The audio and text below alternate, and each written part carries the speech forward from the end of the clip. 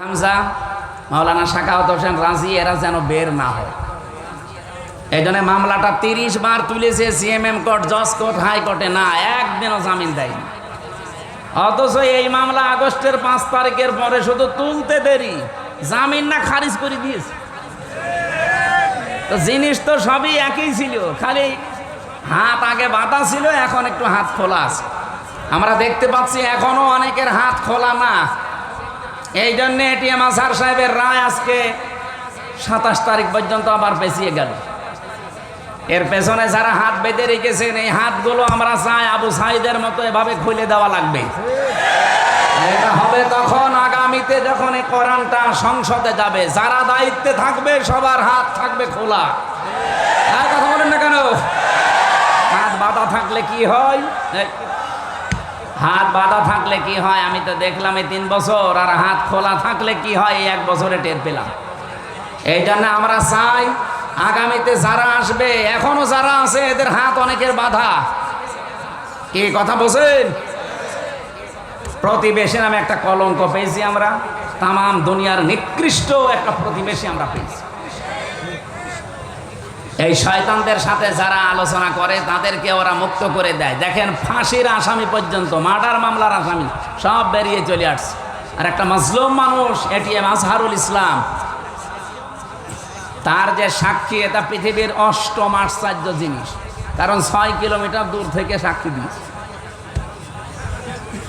আমার মনে হয় ওর চোখে শকুনের চোখ লাগানো ছিল, তাও তো সম্ভব না।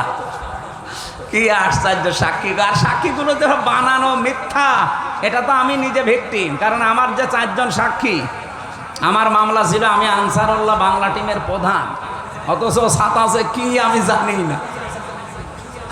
এরপরে ওরা কিন্তু মিথ্যা সাক্ষী জোগাড় করেছিল কুষ্টিয়ার 4 জনকে। আমার মামলার যেদিন আমার রায় হবে ওই দিন ঠিক ওই 4 জনকে নিয়ে এসেছে। আমি ওনাদেরকে জীবন ওই দিন প্রথম দেখলাম। বললাম যে ভাই, আপনি কোনোদিন আমার দেখেছেন? বলছেন না। আমার নাম শুনেছেন? বলছে হ্যাঁ শুনেছি। নাম শুনি আপনি সাক্ষী দিয়ে দিলেন যে আমি বাংলা টিমের প্রধান ছিলাম, তার সারা বাংলাদেশে। আপনি কি বাংলা টিম কিছু বোঝেন? বলছে না। না মানে আপনি কিছু বোঝেন না, আমারে চেনেন না, আর আপনি সাক্ষী দিতে চলে এসেছেন? বলছে আমার যা যা বলেছে আমি তাই তাই করছি। এই ছিল দেশের অবস্থা। এটিএম আজহারুল ইসলামেরও এই অবস্থাই, কিন্তু বাঙালিকে বারবার হাইকোর্ট দেখাচ্ছে। যারা দায়িত্বে আছেন আমরা জানি পেছনে কারা। রাঘব বোয়াল আছে। এই দেশে যারা রক্ত দিয়েছে তারা ইসলামপন্থী মানুষদের ছেলে মেয়েরা। কথা বলে না কেন? সুতরাং আগামীতে আর কোনো হাইকোর্ট আমরা দেখতে চাই না। এই 15.5 বছরে যারাই জেলে ছিল এই রাজনৈতিক মামলায়, এই হাসিনার প্রতি হিংসার কারণে প্রত্যেককে বিনা কারণেই ছেড়ে দেওয়া লাগবে। এটা কিসের বিচার? বিচারপতি যেখানে পালিয়ে যায়, মামলার রায়ও পালিয়ে যায়। মামলায় যারা রিমান্ডে নিয়েছিল তারা পালিয়ে গেছে, এমনকি রাষ্ট্রপতি সাবেক সেটাও পালিয়ে গেছে কালকে। এরপরে আবার মামলা থাকে কোন যুক্তিতে আমি তো খুঁজে পাই না। আমাদের দেওয়ালে যদি পিঠ থেকে যায় না, তখন আর কিন্তু এই পানি পড়া, তেল পড়া, আপেল পড়ায় কাজ হবে না। গত কয়েকদিন আগে নারায়ণগঞ্জে মনে হয় যে বাড়িতে ছিলাম, ওই বাড়িওয়ালা 2টা ছেলে আছে ওনার, আর একটা ছেলে পেটে 6 মাস ছন করে, ওইটাও ছেলে। লোকটার খুব আশা যেন এবার মেয়ে হয়। একটা পানির বোতল আর একটা আপেল নিয়ে বলছে, হুজুর এমনভাবে আপেল পড়ে দেন যেন এবার আমার মেয়ে হয়। আমি বললাম আমি কি ডাউনলোড করে দেব? এটা যদি আমার হাতে থাকতো যে আপেল পড়ে দিলে, পানি পড়ে দিলে ছেলে মেয়ে হয়ে যায়, মেয়ে ছেলে হয়ে যায়, তা আমার 3টা মেয়ে হইতো না। আমি ওই 2টার পরে বহু দোয়া করেছিলাম যে এবার যেন ছেলে হয়, তারপরে হয়নি। আমি সারাদিন দরকার ম্যাডামরা খালি আপেল খাওয়াতাম না। সম্মানিত ভাইরা, আমরা আর হাইকোর্ট দেখতে চাই না। এই বাঙালি জাতি আগামীতে চাই এই নিরপরাধ মানুষকে সসম্মানে মুক্ত জীবনে ফিরিয়ে দেওয়া হোক। এটা যদি কারো কাছে রাজনীতি মনে হয়, হ্যাঁ এটা আমার রাজনীতি। যদি এটা মনে করেন যে এটা ধর্ম ব্যবসা, হ্যাঁ এটা আমার ধর্ম ব্যবসা। আমি নিরপরাধ মানুষের পক্ষে কথা বলতে চাই। কথা বলে না, তারেক জিয়া নিরপরাধ ছিল, ছেড়ে দিয়েছেন, আমরা খুশি হয়েছি। ম্যাডাম খালেদা জিয়া নিরপরাধ ছিল, ছেড়ে দিয়েছেন, খুশি হয়েছি। আমরা চাই আজহার সাহেব নিরপরাধ, ছেড়ে দেওয়া লাগবে। কারা চান দেখি? লিল্লাহি তাকবীর।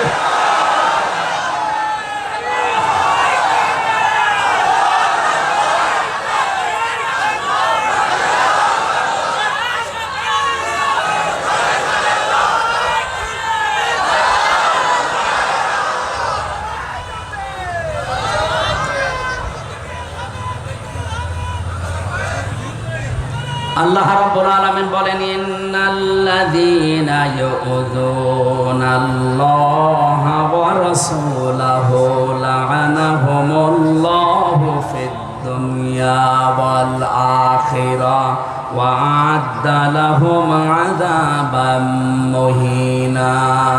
এদিকে তাকান ভাই, আমি কোরআন থেকে শিক্ষাগুলো বের করেছি।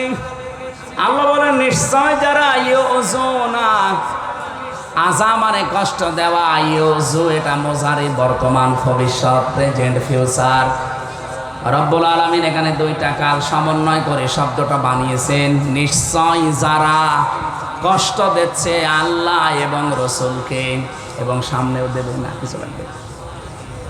লা'নাহুমুল্লাহু ওয়া রাসূলুহু, লা'নাহুমুল্লাহ, আল্লাহ বলেন আমি নিজে লানত করি, বরদোয়া দেই।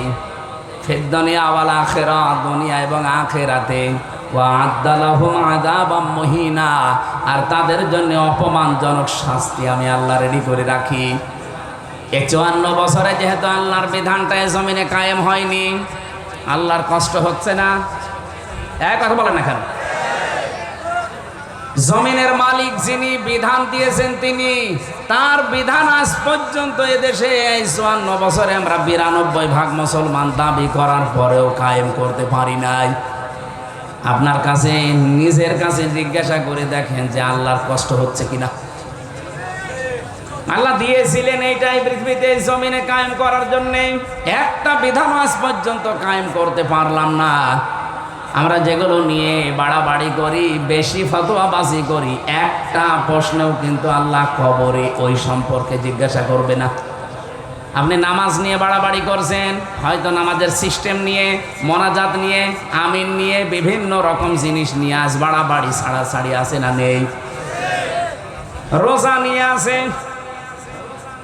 হজ নিয়ে আছে, যাকাত নিয়ে আছে, অথচ একটা বিধান সম্পর্কে এখনই মরে গেলে আমার আল্লাহ একটাও জিজ্ঞাসা করবে না। প্রথম নাম্বারে যে প্রশ্ন, সেটা কিন্তু এই রাজনীতির প্রশ্ন। যারা কোরআনের কথা শুনলে রাজনীতি মনে করেন যে হ্যাঁ এটা রাজনীতি হচ্ছে, হ্যাঁ আপনি শোনেন, এখনই মরে যান। মার রব্বুকা, তোমার রবকে। আপনি যদি বলেও ফেলতে পারেন যে রব্বি আল্লাহ, আমার রব আল্লাহ, সঙ্গে সঙ্গে ফেরেশতা জিজ্ঞাসা করবে রব মানে কি জানো? আমি পড়া কোরআন শরীফের রবের 19টা অর্থ পেয়েছি, সামারাইজ করে 5টা বানিয়েছি। তাফসির থেকে আমি নিজে বানাইনি, তাফসিরে ফি জিলালিল কোরআনে আছে, সাজ্জাদ কুতুব দিয়েছেন। রব শব্দের প্রধান অর্থ হচ্ছে, রব মানে সৃষ্টিকর্তা। যা কিছু সৃষ্টি সব প্রথমে করেন কে? বলেন বলেন। এই যে আসমান আর জমিন, এটাকে আল্লাহ কাউকে দেখে দেখে বানিয়েছেন না। এটা যা বানিয়েছেন ওনার নিজের জ্ঞানে, নিজের আয়ত্তে, নিজের পরিকল্পনায়, কোনো রকমের নমুনা ছাড়া, কোনো রকমের মডেল ছাড়া, ওনার মন যা বলেছে সেভাবে বানিয়েছে। এই জমিনটা সবুজ করে দিয়েছে, এটাকে আমাদের কারো কাছে জিজ্ঞাসা করে যে এইভাবে নদী দেন, এইভাবে সাগর দেন, এইভাবে সবুজ দেন, পরিকল্পনা করাটা কার? বলেন বলেন। ভাই 3-4 বার আমি বলছি, এমনি না, এখানে একটা শিক্ষা আছে। কিন্তু বাংলাদেশে আমাদের দায়িত্বে যিনি ছিল, এই কথাটা সে উল্টিয়ে ফেলেছে। ফসলে বরকত হওয়ার পরে কি বলল?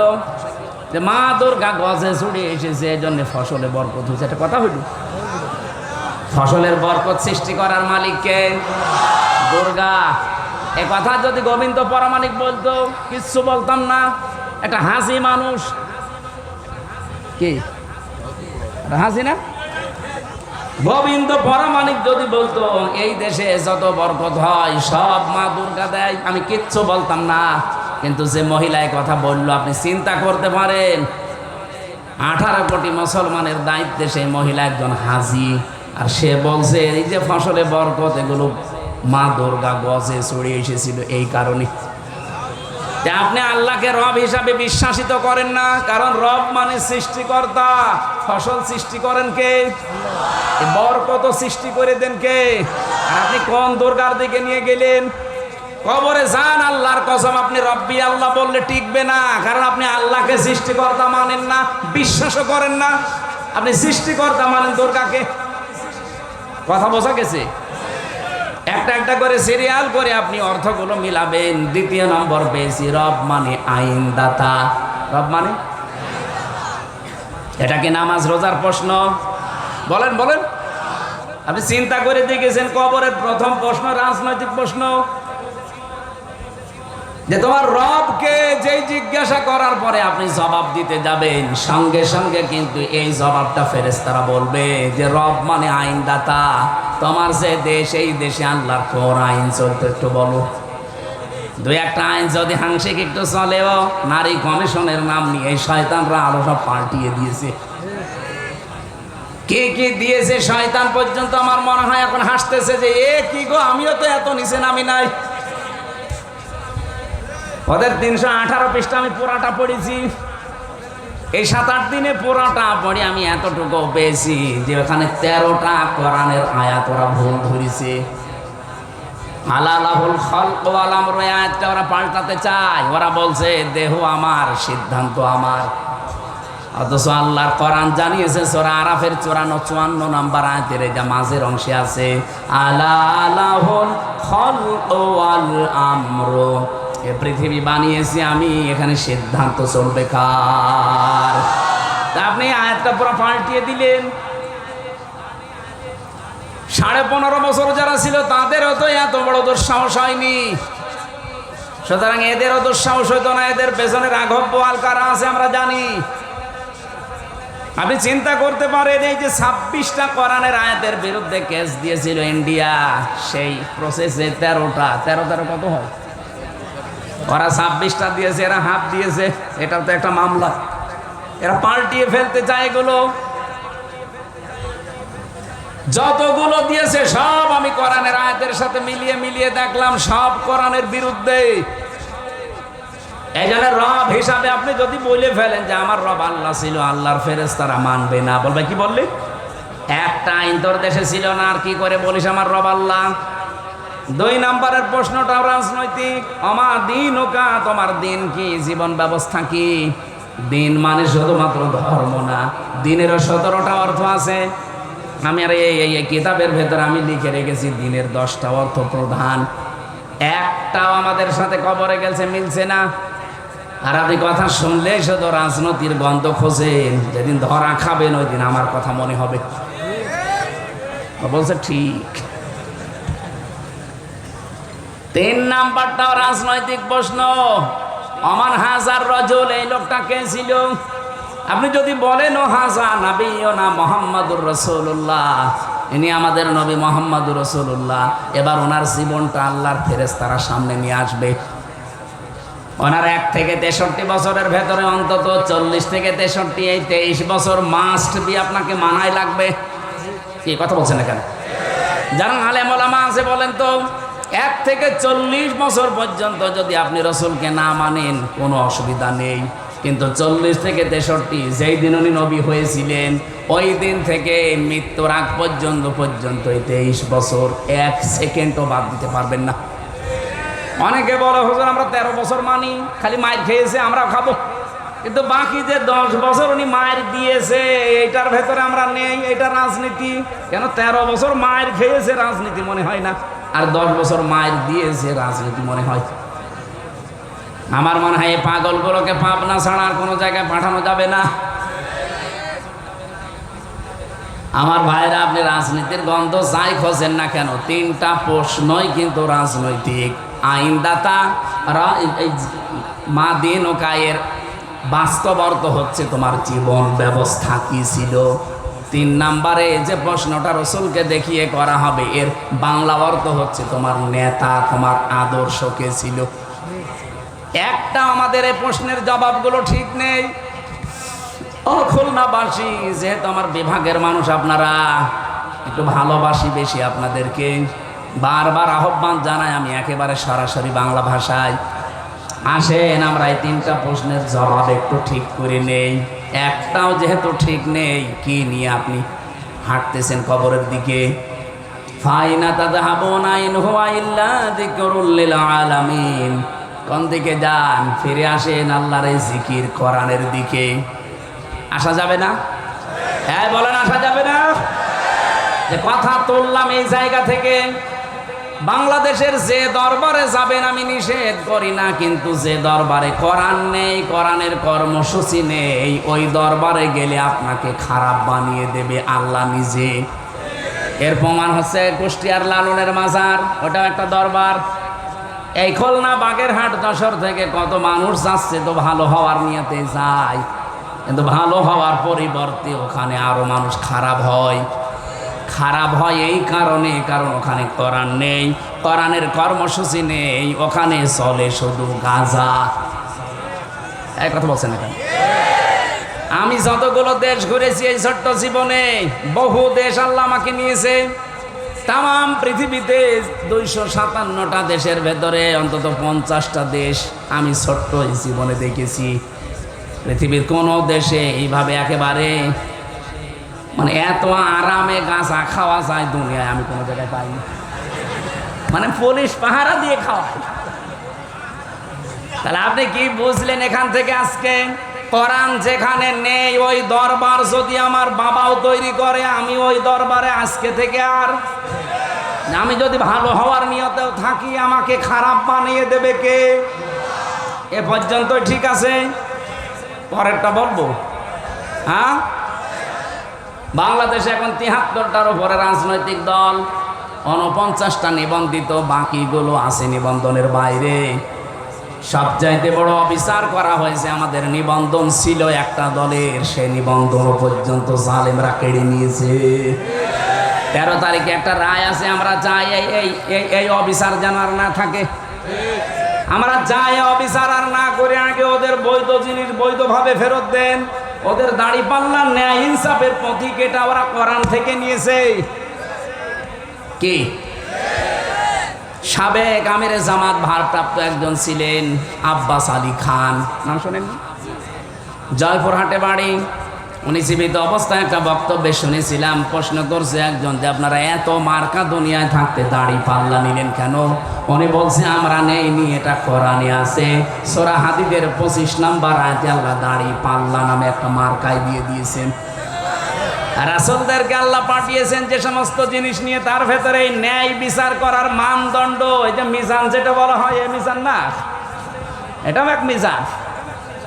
মিজান মানে হচ্ছে সমতা। আমার খুতবার ভেতরে এই শব্দটা ছিল, আসসামা রাফাহা ওয়া ওয়াদাআল মিজান।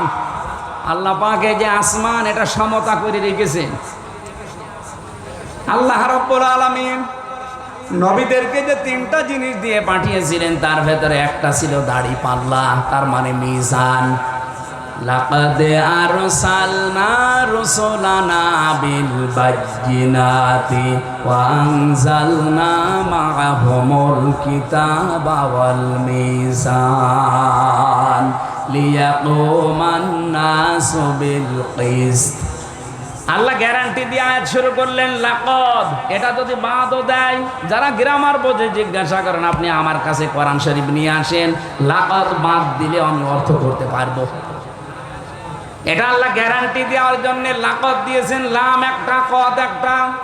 আরসালনা রুসুলানা, এখান থেকে যদি আল্লাহ আয়াত শুরু করতেন, অর্থ তো আপনারা না পারলেও আলেমরা আমরা পারতাম অর্থ করতে। আল্লাহ কেন লাকাদ দিয়ে আরম্ভ করলেন? আল্লাহ গ্যারান্টি দিয়েছেন অবশ্যই অবশ্যই এই পৃথিবীতে আমি যত নবী আর রাসূলকে পাঠিয়েছিলাম, 3টা জিনিস তাদের সাথে ছিল। 1 নম্বরে কিতাব, কি ছিল? বলেন বলেন। 2 নম্বরে তাদেরকে আমি উন্নত চরিত্র দিয়েছিলাম। 3 নম্বরে মিজান দিয়েছিলাম, ন্যায় বিচারের মানদণ্ড। আর এটা কায়েম করতে পারলেই মানুষের ভেতরে ন্যায় বিচার আপনি দেখতে পাবেন। লিয়াকুমান নাসু বিল কিসতি, যেন এই নামটার অর্থ যেন আপনি মানুষের ভেতরে ন্যায় বিচার কায়েম করতে পারেন এই মিজান দিয়ে। মিজান মানে আমরা সবাই বলছি দাড়ি পাল্লা।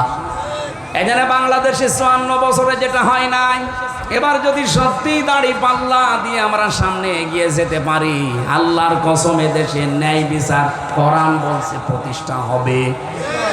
আপনি কোরআনের কথা বিশ্বাস করেন না? কথা বলেন না কেন? তাহলে দাড়ি পাল্লায় মার্কা আমরা নিজেরা বানিয়ে নেয়নি, ধানের শীষের মতো, নৌকার মতো, নাঙ্গলের মতো। এটা আল্লাহর পক্ষ থেকে নবীদেরকে আল্লাহ এই ন্যায় বিচারের মানদণ্ড দিয়ে পাঠিয়েছিলেন। নবীদের আল্লাহ যা দিলেন মানদণ্ড হিসাবে যে মার্কা দিলেন, ওইটা যাদের ভেতরে পাবেন সেটা বাদ দিয়ে আপনি কোন দিকে দৌড়ান। এই জন্যে ফাই না তাযহাবুন দিয়েছেন। কোথায় যাচ্ছেন দৌড়িয়ে? কোথায় পালিয়ে যাচ্ছেন? ইন হুয়া ইল্লা যিকরুল লিল আলামিন। এদিকে আসেন, আপনাকে জিকির শোনাই। আমরা তো বিভিন্ন রকমের জিকির শুনি তাহিরি ভাইয়ের কাছ থেকে, শালি বাবা, কেল্লা বাবা, ফতে বাবা। ও জিকির না, এই যে জিকির, এইটা কোনটা? এই জিকিরের দিকে আসতে বলছি আপনাকে। আমি আবার বলছি, 49টা নিবন্ধিত দল আছে। সবচাইতে আসল যে দলটা থাকার কথা, একটা 50 নাম্বার যেটা মিলবে, সেটা বাংলাদেশ জামাত ইসলামী। 13 তারিখে যেন আর হাইকোর্ট আমাদেরকে না দেখান, আমরা চাই এটা ফিরিয়ে দেওয়া হোক। আপনারা চান না? বলেন। কেউ যদি না চান তাহলে কোরআনের আয়াত কি করবেন আপনি বলেন? নবীদেরকে আল্লাহ মিজান দিয়ে পাঠিয়েছিলেন, ন্যায় বিচারের মানদণ্ড এটা দাড়ি পাল্লা যেটা বলে আমরা চিনি। এই জন্য হাইকোর্টে এটা টাঙানো আছে। আপনি দেখেন হাইকোর্টে যে এটা দাড়ি পাল্লা দেওয়া আছে, ওটার সামনেই লেখা, একেবারে সামনে টাঙানো। আবার দাড়ি পাল্লা দেখেছেন কোনো দিকে কিন্তু একেবারে সমতা ঠিক করা আছে, এদিকে বেশি এদিকে কম না, একেবারে দুইটাই সমান্তরাল।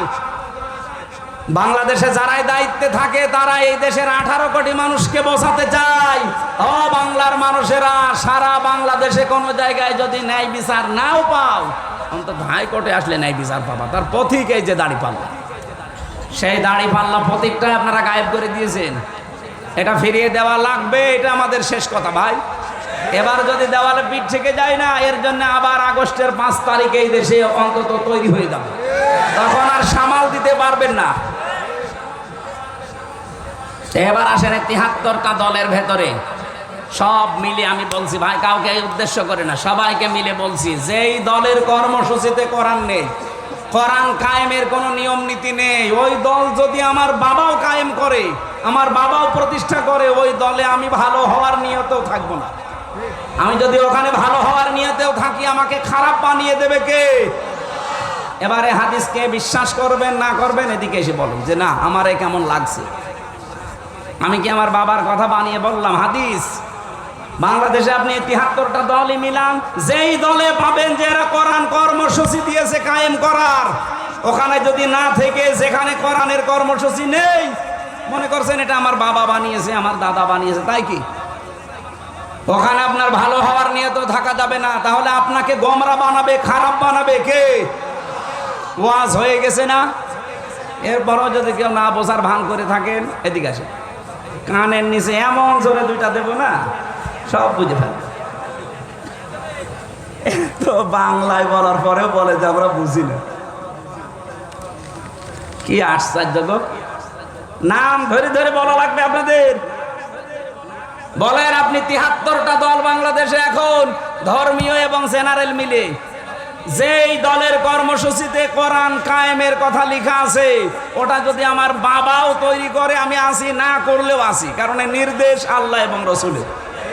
আর এর বাইরে যাবেন, যতই ভালো হওয়ার নিয়ত আপনার থাক, আপনাকে খারাপ বানিয়ে দেবে আল্লাহ সরাসরি নিজে। এজন্য আদাল্লাহুল্লাহ, এখানে ফাইল কর্তা আল্লাহ সরাসরি নিজে। আমার হাদিসটা পড়লে খুব ভয় হয়, বাংলাদেশে বহু মানুষকে আল্লাহ নিজে গোমরা বানিয়ে দিচ্ছে, কারণ এই হাদিস শোনার পরেও তারা ফিরতে চায় না।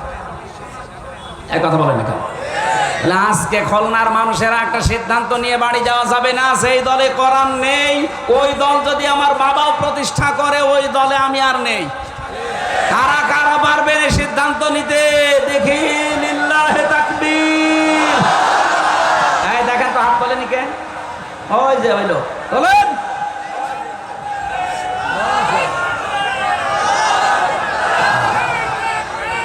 তাকবীর আর লাগবে না ভাই, তাকবীর লাগবে না, মাহফিল হয়ে গেছে। এরপরে যদি বলেন হুজুর না আপনি কথা বলেন, আমি কি কথা বলবো? মাহফিল তো শেষ। এইটা মেনে নিলে সামনে আপনি মাওলানা মতিউর রহমান নিজামের মতো মানুষ দেখতে পাবেন। এইটা মেনে নিলে অধ্যাপক মিয়া গোলাম পরওয়ারের মতো মানুষ দেখতে পাবেন, যাদের 4 আনা দুর্নীতি এই 5 বছরের ভেতরে পাওয়া যায়নি। আর এগুলো বাদ দিয়ে দেখেন, আরে ভাই আমি বাংলায় বলছি, আপনার মন খারাপ হোক আর খুশি হোক ওটা আমার দেখার দরকার নেই, যেটা পেয়েছি সেটা বলছি। 5 বছরে লোক বাড়ি বানায় 620টা। কয়েকদিন আগে আমি মালয়েশিয়া ছিলাম, ড্রাইভারের বাড়ি 12টা না, এই 620টা। আপনি চিন্তা করেন স্যার, আমি ওই যে হোটেলে যেয়ে উঠলাম, নিচে একটু নেমেছি, একটু চা মা খাবো বলি, ও আল্লাহ, নিচে নেমে দেখে 2 শয়তান বসে চা খাচ্ছে। কি গো হুজুর, আমরা আগেই পালিয়েছি। আপনি আগেই পালালেন কেন? আপনার না 620টা বাড়ি, ওই চট্টগ্রামে বাড়ি ওইটা। আপনি তো আমার মনে হয় এই 9 মাস যদি থাকতো আরো 200 বাড়ি বানাতো। আপনাদের অধ্যাপক মিয়া গোলাম পরওয়ার সাহেবের বাড়ি বাংলাদেশে কয়টা? এক বাড়ি থাকার সময় পায় না। আর ওই শয়তানরা 620টা বাড়ি বানিয়েছে গো আল্লাহ। দেখি জিবরাইলের সাথে লাইন ছিল এদের। আগামীতে এরকম সুযোগ আর কেউ যেন না পায়। অনেকে এই সুযোগ নেওয়ার জন্য বিভিন্ন রকমের ধান্দা খুলতেছে।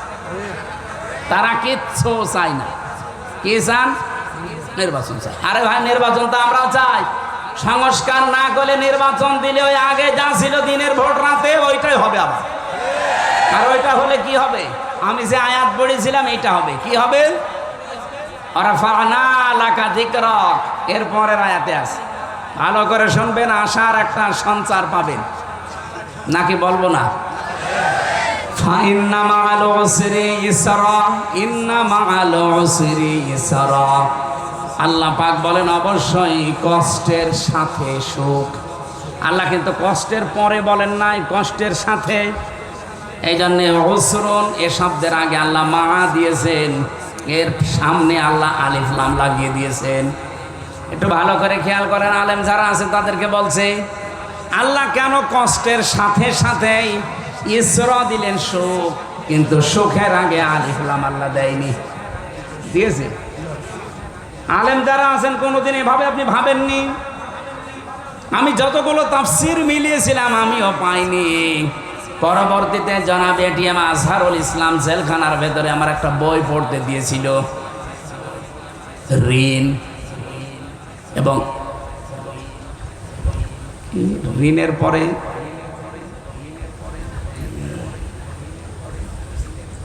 শব্দটা আমার মনে আসছে না, এরকম একটা বই ওনাটা পড়লাম, পড়ে এই বিষয়টা ওই দিন আমি ক্লিয়ার হয়েছি। আল্লাহ রাব্বুল আলামিন এখানে মা দেওয়ার আগে কেন আলিফ লাম দিয়েছেন, মার পরে পরে আলিফ লাম দিয়ে কষ্টটাকে আল্লাহ মারেফা নির্দিষ্ট করে দিলেন। কিন্তু ইসরা, এই যে সুখের কথা বলতে গিয়ে আমার আল্লাহ কিন্তু আর আলিফ লাম দেয়নি। মুফাসসিরিন ইকরাম বিশেষ করে ফি জিলালিল কোরআনের সাইয়্যিদ কুতুব জানাতে চেয়েছেন, দুনিয়ার ময়দানে কেউ যদি একটা কষ্ট সহ্য করে 3টা কারণে, কয়টা? আপনি যদি 3টা কারণে একটা কষ্ট সহ্য করে থাকেন দুনিয়ায়, মাস্ট বি আপনার জীবনে আমার আল্লাহ কমপক্ষে 10 থেকে 70টা সুখ শান্তি একেবারে সাথে সাথে রেডি করে রেখেছেন। আমি আবার বলছি, কারণ আল্লাহ নিজে আবার বলেছেন ইন্না মাআল উসরি ইসরা, অবশ্যই কষ্টের সাথে সাথে সুখ। একবার বললেই তো হয়ে যেত, আল্লাহ রিপিট করলেন কেন? এবার আসেন আমরা মূল কথায় যাচ্ছি। পৃথিবীতে আমরা যারা কষ্ট সহ্য করছি, আমি আবার বলছি এদিকে তাকান, একটা কষ্ট যদি দুনিয়ায় কেউ সহ্য করে 3টা কারণে, কয়টা? আরো জোরে বলেন। আপনি কষ্ট পেলেই হবে না, এই 3টা কারণে কষ্ট করা লাগবে। এই 3টা কারণের যে কোনো এক কারণে যদি দুনিয়ায় আপনি কষ্ট পান, আল্লাহ পাক বলেন মাস্ট বি, এখানে ইন্না লাগিয়েছেন, এরপরে মার পরে পরে আমার আল্লাহ আলিফ লাম দিয়ে নির্দিষ্ট করে দিয়েছেন।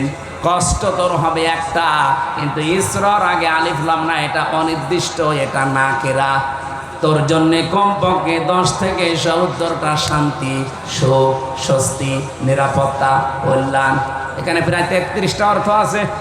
এগুলো তোর সাথে আমি একটার পরে একটা রেডি করে রেখেছি, দেবই দেবই, এ গ্যারান্টি কার?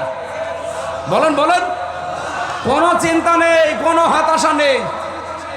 ওয়ালা তাহিনু ওয়ালা তাহজানু ওয়া আনতুমুল আ'লাউনা ইন কুনতুম মুমিনিন। আমি আয়াতটা পড়ার পরে এই আলিফ লামটা নিয়ে বেশি বেশি ভাবি। আল্লাহ বলেন ওয়ালা তাহিনু, হীনমন্য হবা না, ভেঙ্গে পড়বা না, নিজেকে ছোট মনে করবা না। ওয়ালা তাহজানু, চিন্তাও করবা না। কি ওয়া আনতুম, তোমরাই, আ'লাউনা, এখানে শব্দ কিন্তু আরবি গ্রামার দিয়ে যদি আপনি বানিয়ে নেন তাহলে আয়াতটা ভুল। এই কথা বুঝতেছেন? আয়াত কিন্তু এখানে ঠিক হচ্ছে না, ওয়া আনতুম আ'লাউনা হবে। এর আগে আলিফ লাম দেওয়া ঠিক হয়নি। কারণ মারেফা যদি হয়, মুবতাদা মারেফা হলে খবর সব সময় নাকেরা হয়। এখানে আমার আল্লাহ আলিফ লাম দিয়ে খবরটাকেও নাকেরা বানিয়ে দিয়েছেন। আল্লাহ জানাতে চেয়েছেন এখানে, আপনি এটা বালাগাত মান্তেকের ভেতরে পাবেন। খবর যদি কোনো সময় মারেফা হয়ে যায় তাহলে ইফিদুল হাসরা, হাসরের ফায়দা দেবে, বাংলা অর্থ দাঁড়াবে হবে, শেষে হর্ষাই লাগাতে হবে, নাই তো অর্থ মিলবে না। আল্লাহ বলেন কোনো চিন্তা নেই, নিজেকে হীনমন্যতায় ভোগাবে না, কষ্ট পাবে না, কোনো দুঃখ পাবে না, কোনো ভয়ও পাবে না, তোমরাই বিজয়ী হবে। এই গ্যারান্টি কার? বলেন বলেন। তোমাদের জীবনে সুখ আসবে, শান্তি আসবে, কল্যাণ আসবে, স্বস্তি নিরাপত্তা আমি আল্লাহ দেবই। শেষে হর্ষাই। এই জন্য ইন্না মা আলিফ লাম ইসর, কিন্তু উসর, কিন্তু ইসরর আগে আর নেই। ভালো করে বসেন। দুনিয়াতে আপনি যদি সত্যিই কষ্ট পেয়ে থাকেন, একটা, আবার বলছি, একটা কষ্টের সাথে সাথে সুখ পাবেন, শান্তি পাবেন কমপক্ষে 10টা, আর উর্ধে গেলে 70টা। এবার আপনি মিলান, আপনার কষ্ট যদি হয় আল্লাহর জন্যে, আপনার কষ্ট যদি হয় রাসূলুল্লাহর জন্যে, আপনার কষ্ট যদি হয় মানবতার জন্যে, এই 3টা কারণে কষ্ট পেলে মাস্ট বি আপনার পেছনে সুখ আল্লাহ একেবারে ধাবমান করে রেখেছেন। কষ্ট পেলেই তার সাথে সাথে শান্তি, সুখ আল্লাহ একটার পর একটা দেবে। কয়টা কারণে? বলেন বলেন বলেন বলেন। আল্লাহর জন্য পাওয়া লাগবে কষ্টটা, রাসূলুল্লাহর জন্য, মানবতার জন্য। এর বাইরে যদি কেউ কষ্ট পায় তার সাথে আল্লাহ সুখ দেবে, কথা আমি কোরআনে পাইনি। হাসিনাও কিন্তু কষ্ট পেয়েছিল যেদিন চলে যায়, কষ্ট পায়নি? কি কম দম দেখেছে? আবার বলছিল যে আমার কি দোষ। আমি একটা ভিডিও দেখছিলাম, একজন বলছে তোর এমন কোনো দোষ নেই যে তোর নেই। এমনকি সিরাজউদ্দৌলা মরে গেছে তোর কারণে, দ্বিতীয় বিশ্বযুদ্ধ। মানে এমন কোনো কিছু নেই যে তোর কারণে হয়নি। আবার বলে যে আমার দোষ কি? ওই দিন দেখলাম কাঁদছিল, এর আগেও আমি দেখেছি, কিন্তু কাঁদে নাই, শুধু রিয়েলিটি। এই দিন সত্যি সত্যি কেঁদেছে। তাহলে কষ্ট না পেলে খাদ্য না, কথা বলছে না কেন? মনে ওখান থেকে এত জায়গায় মোবাইল করে বলে আমি চট করে ঢুকে পড়বো। আমার কাছে একদিন করতে পারেন না? আমার নাম্বার নেই মানে? ভক্তবৃন্দ দেশে ছড়িয়ে ছিটিয়ে আছে, ভারতে আমার কত ভক্ত, একটা নাম্বার জোগাড় করে বলতে পারেন না আমজা 3 বছর জেল খাটালাম, মাফ করে দিও, আমি আসতেছি। কিছু বলে না। কত আশায় আছি বাবু আমার মোবাইল করবে না। আমি আবার বলছি ভাই, কষ্ট পেলেই হবে না, কষ্ট মহিলাও পেয়েছে, কষ্টের পরে শান্তি না নেই। কিন্তু যারা 3টা কারণে কষ্ট পেয়েছেন, আমি নিজে প্রমাণ। একটা কষ্ট আমি ভোগ করবো আল্লাহর জন্য, রাসূলুল্লাহর জন্য, মানবতার জন্য, কমপক্ষে 10 থেকে 70টা সুখ শান্তি মা মানে সঙ্গে সাথে আল্লাহ জড়িয়ে রেখে দিয়েছে। আমি যা কষ্ট পেয়েছি, এক একটা যদি কষ্টের জন্য 70টা শান্তি আমার আল্লাহকে দেয়। এই দুনিয়াতে যদি 10 থেকে 70 টাকার সুখ আল্লাহ আমাকে দেয়, বলে কত সুখ শান্তি পেতে এখনো বাকি আছে। আর আমি সুখী হব, শান্তি পাবো পরিপূর্ণ ওই দিন, যেই দিন দেখবো আল্লাহর এই কালাম দিয়ে 56,000 বর্গ মাইল চলছে। আমরা ওই দিন পরিপূর্ণ সুখী এবং শান্তি পাবো না? বলেন বলেন। সুতরাং আমরা তো চাই এইটা কায়েম হোক। আর এটা কায়েম হবে কি করে? বাংলাদেশে 300 এমপি সামনে দাঁড়াবে, 151 জন মানুষ যদি কোরআন বুকে নিয়ে সামনে এবার সংসদে ঢুকতে পারে, ওরা সংসদের প্রথম অধিবেশনে বলবে মাননীয় স্পিকার আমরা নামাজের বিল চাই। বলবে না? এক কথা বলেন, বলবে না? যদি না বলে তারে ভোট দেবেন না। যদি অধ্যাপক মিয়া গোলাম পরোয়ার সাহেব বলে যে না আমি এর ভেতরে নেই, ওনারা ভোট দেবেন না।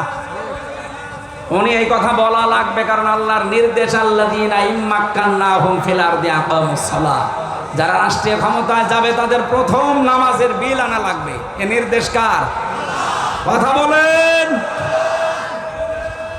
প্রথম দিনে যদি বলেন স্পিকার যে হাত তোলেন কারা নামাজের বিল চান, এই 300 এমপির ভেতরে যদি 151 জন হাত তোলে, তার ভেতরে পরোয়ার সাহেবও একজন। কথা বলছেন না কেন? ওই দিন নামাজের বিল কায়েম হয়ে যাবে। 18 কোটি মানুষ ওর পরের দিন থেকে নামাজ আরম্ভ করবে। আপনি হয়তো পরোয়ার সাহেবকে ভোট দিয়েছিলেন মাত্র একটা, ওর পর দিন থেকে 18 কোটি মানুষ নামাজ পড়লে যা সওয়াব হয়, প্রতিদিন ওই সওয়াব আপনার আমল নামায় আল্লাহ লিখতেই থাকবে। যদি কারো বিশ্বাস না হয়, সূরা নিসা 5 নাম্বার পারা 10 নাম্বার পৃষ্ঠার 12 নাম্বার লাইনের 85 নাম্বার আয়াত আপনি নিয়ে আসেন, কোন তাফসীর নিয়ে আসবেন? মাইয়াশফা শাফাআতান হাসানাতান ইয়াকুল্লাহু নাসিবুম মিনহা। কোন মানুষ যদি ভালো কাজে সুপারিশ করে, সাহায্য করে, রায় দেয়, ভোট দেয়, সিদ্ধান্ত জানায়, সহযোগিতা করে, ও ভালো কাজ করে যা পাবে আপনি শুধু রায় দিয়ে তাই পাবেন। আমি তো আর বানিয়ে বলছি না, দেখে দেখে বলছি। অন্য কাউকে আপনি দেন, এই যে খুলনায় একজন ছিল না কি যেন হিন্দু, নারায়ণ চন্দ্র, ওনারে যদি দেন, উনি তো কোরআন বুকে নিয়ে বলবে মাননীয় স্পিকার, বলবে ডমরিয়ায়। এর পাশের থানায় ছিল আর একজন কি যেন সাধন, কি একটা হিন্দু মন্ত্রী ছিল মনিরামপুরে, স্বপন ভট্টাচার্য। এনারা কোরআন বুকে নিয়েছে বলবে? বলেন। এখন যদি বলেন না স্বপন না, এই নারায়ণ না, আরো অনেক কিছু আছে তাদের দেব, তারা যদি হ্যাঁ বলে যে আমি কোরআন বুকে নিয়ে প্রবেশ করি নামাজের বিল আনবো, আপনি তাকে দেবেন। কিন্তু মুনাফিকি করবে যে, এটা আমরা 54 বছরে অনেকের জীবনে দেখেছি। কি দেখি নাই? অনেক মানুষ এই 54 বছরে কথা দিয়ে কথা রাখে না। নাকি আমি বানিয়ে বললাম? এই যারা কথা দিয়ে কথা রাখে না, এরকম মানুষই সংস্কার ছাড়া নির্বাচন চায়। যারা কথা দিয়ে কথা রাখতে পারবে না, তারাই দেখবেন সংস্কার ছাড়া নির্বাচন চায়। আমি জানি তো আপনি রাখতে পারবেন না, ভেতরে তো আপনাদের সাথে আমি ছিলাম। বহু মানুষ এরকম খালি এই ব্যবসা বাণিজ্য করার জন্য এই দলে নাম লিখিয়েছে। ওর আসল কাজই শুধু এইটা, তাছাড়া কোনো কর্মজীবন নেই। এ স্যারের একটা কর্মজীবন আছে আলাদা। উনি যদি এখন রাজনীতি করে, উনি মেরে খাবে না। কিন্তু আপনার কি কর্মজীবন? কি আপনার কিচ্ছু নেই। কর্মজীবন কি? ছেলে রাজনীতি করে। একটা কথা হইল।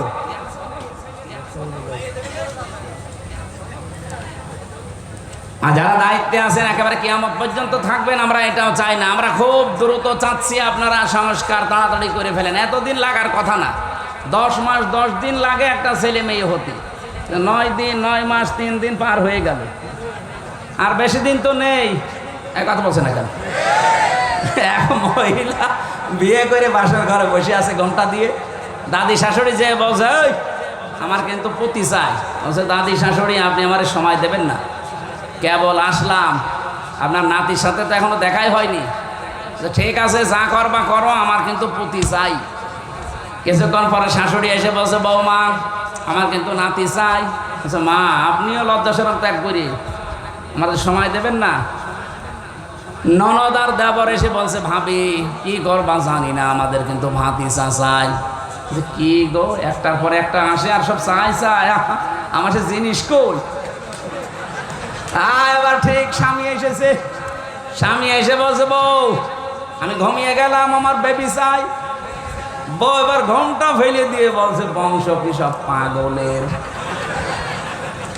কারো নাতি চাই, কারো পতি চাই, কারো ভাতিজা চাই, আর তোমার বেবি চাই। আমি কি ডাউনলোড করে নিয়ে আসবো? তুমি এদিকে এসে ঘুমিয়ে পড়ো, আর আমি এগুলো সবারকে দেবো কি করে? 10 মাস 10 দিন সময় লাগবে না?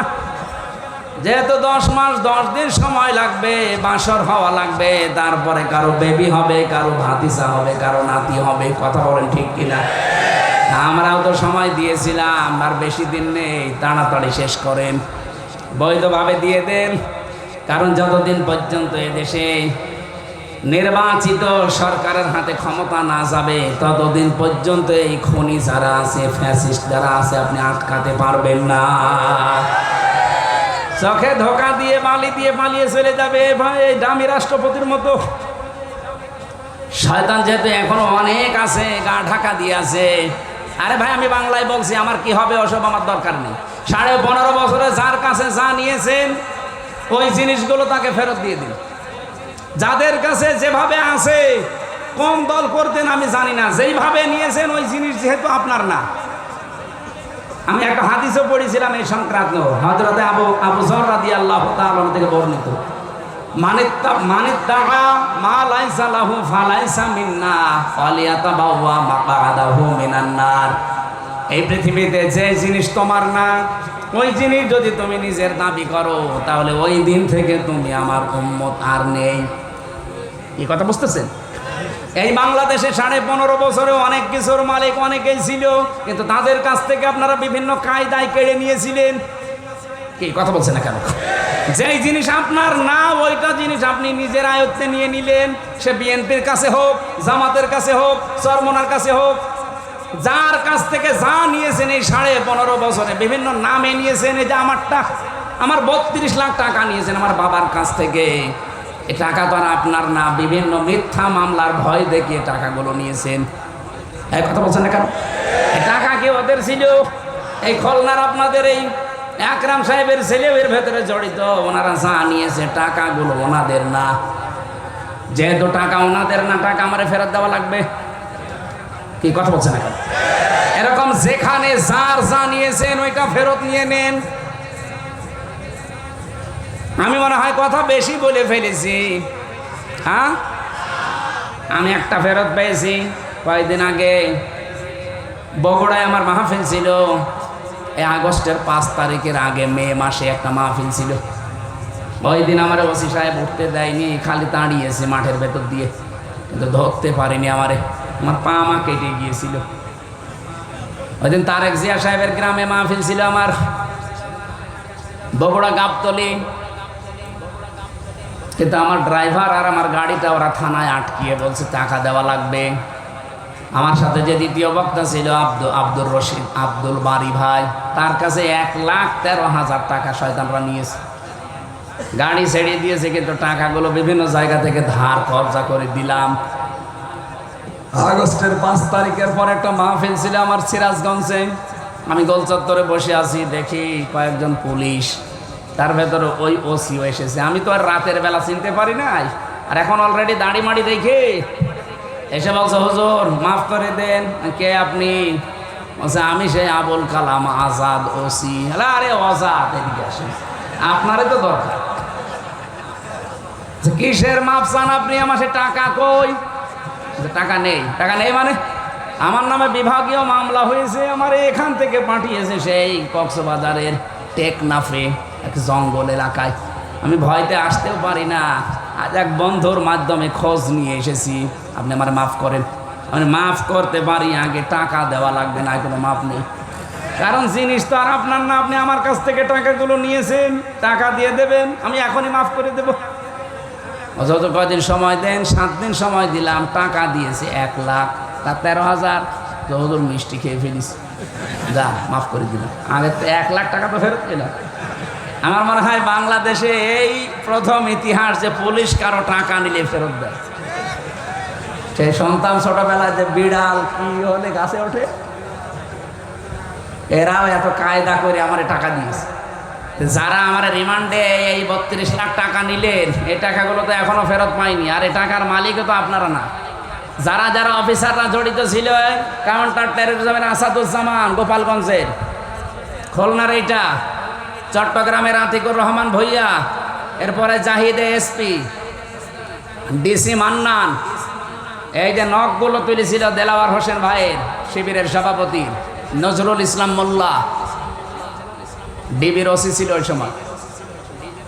যারা যারা দায়িত্বে ছিল, এরপরে ডিসি মশিউর, এগুলোর কাছে টাকাগুলো আছে আমরা জানি, এর উপরে কাকে দিয়েছেন আমরা জানি না, এই টাকা আমার ফেরত দেওয়া লাগবে। আমারটা আমি নিজে বললাম, বাকি যারটা যে নিয়েছেন তার কাছ থেকে যেভাবেই হোক তার বাড়ি ঘর ভেঙে টাকা নিয়ে নিন। হ্যাঁ, বাড়ি ঘর যদি জমি জায়গা থাকে নিয়ে নিন, আমার কোনো বাংলা বলতে অসুবিধা নেই, আমি নিয়ে নেব, যেভাবেই হোক নিয়ে নেব। আমি দরকার আকরাম সাহেবের বাড়ি যাব, যাই বলবো যে আমার টাকা আপনার ছেলেও খেয়েছে, সেই টাকা ফেরত দেন, কারণ আমার জিনিস আমি চাচ্ছি, আমি তো আপনারটা নিচ্ছি না। এই কথা বলছে না কেন? হাদিস হচ্ছে কি, মানে দাগা মা লাইসা লাহু ফালাইসা মিন্না, যেই জিনিস যার না, সে যদি নিজের আয়ত্তে ওইটা রেখে দেয়, সে নবীর উম্মত থাকে না। ফালাইসা মিন্না তো ফা আছে মাঝখানে,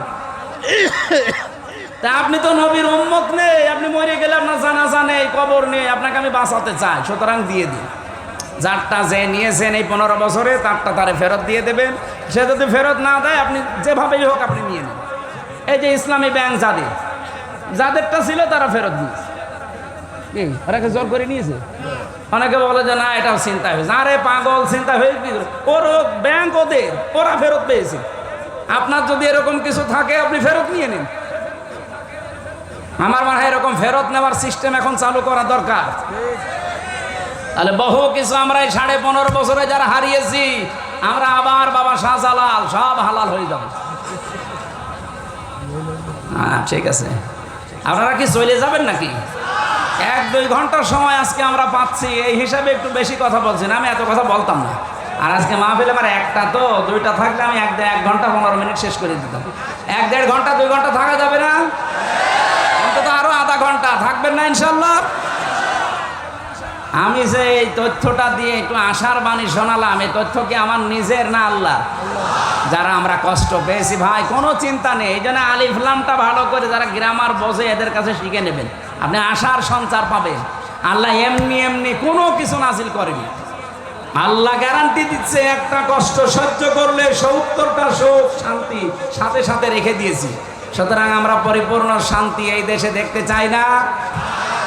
সিস্টেম অপর পৃষ্ঠায় দেখুন, কেউ যদি দুনিয়ায় একটা অবৈধ সুখ ভোগ করে, একটা, কয়টা বলেন বলেন, আপনি যদি একটা অবৈধ সুখ দুনিয়ায় ভোগ করেন, একটা সুখের কারণে কমপক্ষে আপনাকে 70টা দুঃখ কষ্ট যন্ত্রণা সহ্য করা লাগবে। হাসিনা যে এই 9 মাসের ভেতরে সফল হতে পারে নাই, প্রায় 27 বার চেষ্টা করেছে, একবারও সফল হতে পারে নাই। কারণ কি? কারণ তার যে শান্তি সুখ এই 15.5 বছরে সে পেয়েছে, একটাও বৈধ সুখ না, সব অবৈধ সুখ। উনি যে দায়িত্বে ছিল এই 15 বছর, বলেন তো অনেকে দায়িত্বে থেকেছে বৈধভাবে না অবৈধ? আরে ভাই, আমি নিজেই তো প্রমাণ। আমার এখন 33 বছর, 92 সালে জন্ম আমার। আমি যদি 18 বছর থেকে ভোট দিতে আরম্ভ করতাম, 3 বার ভোট দিতে পারতাম, একবারও পারি না। একবার না জেলে থাকতে মাফ করে দিলাম, আর 2 বার, একবারও পারি নাই। তাহলে সেই হিসাবে ওরা 15.5 বছরে যারা ছিল প্রত্যেকটাই ছিল অবৈধ। আরে অবৈধভাবে ওরা সুখ পায়নি, বলেন বলেন, শান্তি পায়নি। এক একটা অবৈধ সুখের কারণে, শান্তির কারণে দুঃখ কয়টা? 70টা। তো 50টা সুখও যদি আপনি পান এই 15 বছরে, এক একটাই 70, কত হয় স্যার? 3,500। 3,500 কষ্ট পাবেন, দুঃখ পাবেন, লাঞ্ছনা, অপমান, গঞ্জনা, এইগুলো আগে দুনিয়ায় ভোগ করেন, এরপরে আপনি চট করে ঢুকে পড়বেন। এখনই যদি বলেন চট করে আসবে, তাহলে আয়াত কি হবে? আয়াতকে আমি ফেলে দেবো? 100 ভাগ কার্যকর করবে আল্লাহ তার আয়াতকে। এই কথা বলেন না কেন? কারণ কি? আতাম্মাত কালিমাতু রাব্বিকা সিদকা ওয়া আদলা লা মুবাদদিলা লিকালিমাতি। সূরা আনআম 8 নম্বর পারা, 1ম নম্বর পৃষ্ঠা, 10 নম্বর লাইনের 115 নম্বর আয়াত, প্রথম অংশে আছে। আল্লাহ বলেন, যা দিয়েছি কোরআন সব সত্য কথা এবং ইনসাফপূর্ণ কথা, এবং কিয়ামত পর্যন্ত আমার কথা কোনো রদ বদল নেই, কোনো পরিবর্তন নেই। সুবহানাল্লাহ বলতে পারেন নাই? সুতরাং আশার বাণী আমরা কোরআন দিয়ে শুনেছি। আমরা কি হতাশা থাকবো? আর বিজয় আসবেই। যত রকমের ষড়যন্ত্র হচ্ছে, আল্লাহর কিছু পরিকল্পনা আছে, এগুলো বাস্তবায়ন হবে। কিন্তু একটা বিষয় মনে রাখা লাগবে ভাই, জীবনে কোনো দিন কোনো বিষয়ে কোরআন থেকে যেটা পাবেন, শোনার পরে যেন সন্দেহ করবেন না। এই জন্য আজকের আলোচনার বিষয়টাই আমরা সাজিয়েছি সন্দেহ। কি বললাম? আমি আয়াত যখন তেলাওয়াত করে ওই সময় শব্দটা 2 বার পড়েছিলাম, সুম্মা লাম ইয়ারতাবু, যারা সন্দেহ করে না। আসেন আমরা এই বিষয়ের উপরে কিছু কথা বলি তাফসীর আকারে। এই চলে যাবেন, কার হাত তোলেন তো? একজন শুধু, ঠিক আছে আপনি চলে যান। বাকি যারা আছেন